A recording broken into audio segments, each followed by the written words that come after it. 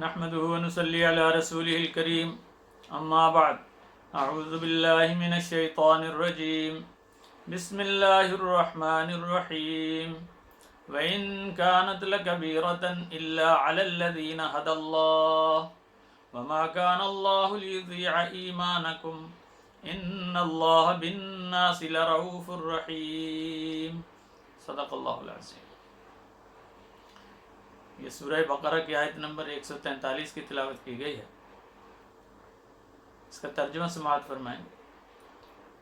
اور بے شک یہ بات بھاری ہوئی مگر ان پر جنہیں اللہ نے راہ دکھائی یعنی ہدایت عطا فرمائی، اور اللہ ایسا نہیں کہ تمہارا ایمان ضائع کرے۔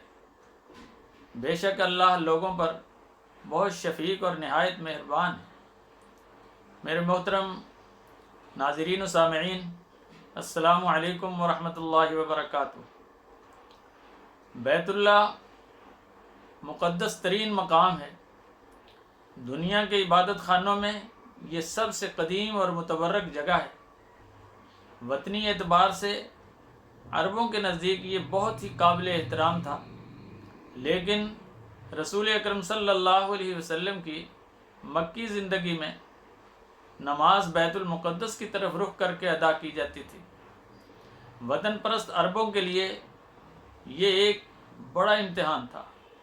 بیت المقدس کو قبلہ بنا دینا ان لوگوں پر بڑا بھاری اور دشوار تھا۔ عرب اور قریش دین ابراہیمی کے نام لیوا تھے، اس لیے بھی وہ کعبہ ہی کی تعظیم کرتے تھے اور بیت المقدس کو قبلہ سمجھنا انہیں ناگوار تھا۔ اللہ تعالیٰ نے فرمایا، یہ امتحان اور آزمائش ان لوگوں کے لیے بھاری نہیں تھی جنہیں اللہ نے راہ ہدایت دکھا دی اور وہ اس کی حکمت سے واقفیت رکھتے تھے۔ وہ سمجھتے تھے کہ نبی کریم صلی اللہ علیہ وسلم ساری دنیا کے لیے نبی بنا کر بھیجے گئے ہیں۔